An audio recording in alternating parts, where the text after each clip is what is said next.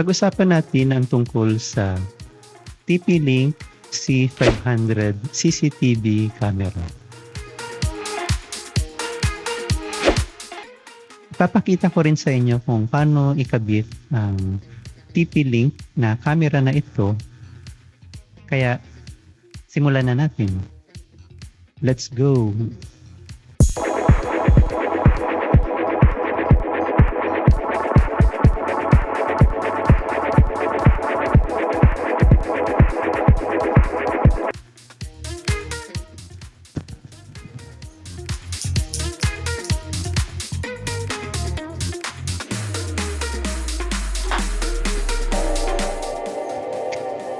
Dumating na ang inaabangan ko na Tapo C500 smart camera. Magaan lang naman yung box na to. So ganyan siya kalaki.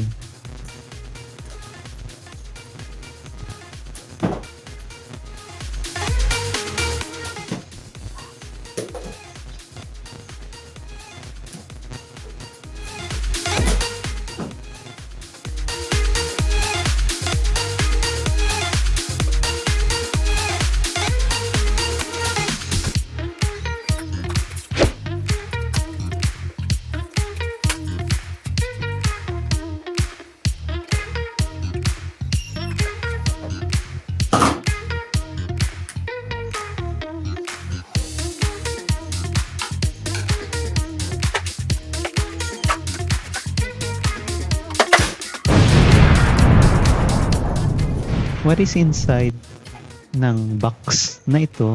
So nakita natin yung mounting guide, yung parang sticker. Guide yun for screwing or mounting the camera. It comes with a quick start guide or manual.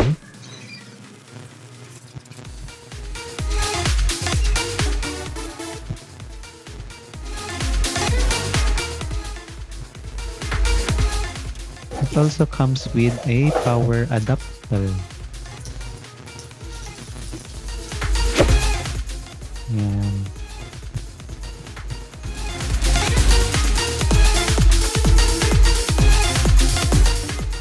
Papakita ko kung gaano kahaba itong power adapter cable. Yan, so ina-unwind ko yung cable. And in my measurement, so parang 2.5 yards siya. Not sure kung gaano kahaba yun in meters. Pero 2.5 yard. And then, it comes with the unit itself, the camera.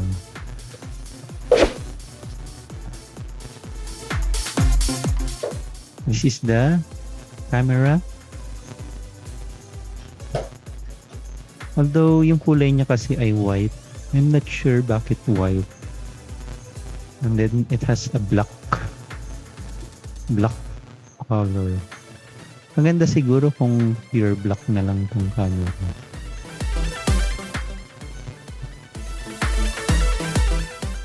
Yan. So, isa lang yung cable niya, yung power adapter.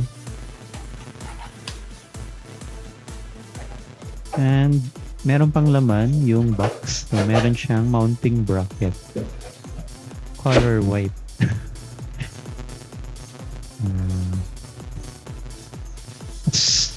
I believe it's made of hard plastic.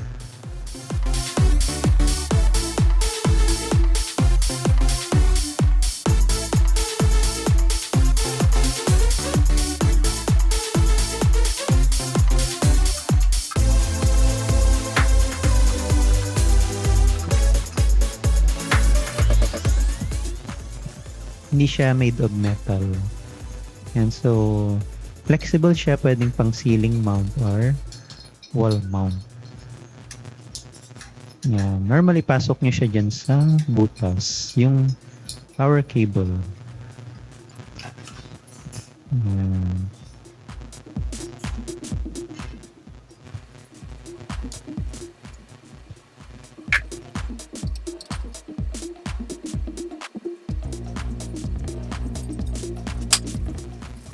And finally, meron pang mga waterproofing na plastic para sa power adapter.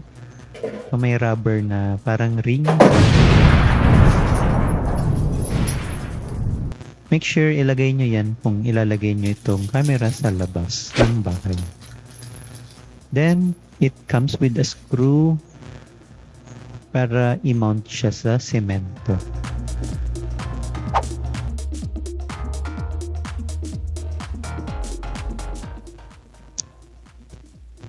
And so to start with our configuration of camera, we need to power on the device.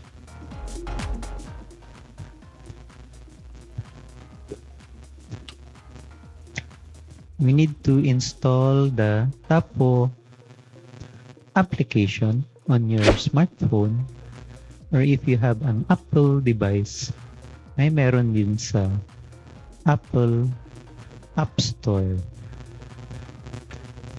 And make sure to install it para ma-configure ang Tapo C500.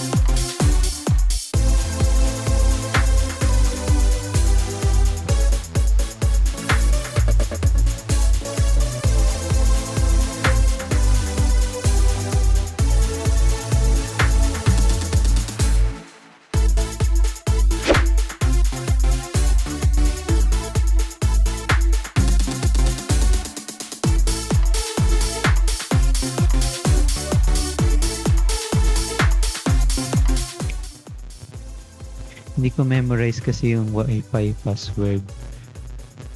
Yan. Buti na lang ay nakasulat yung password ng Converge sa kahon.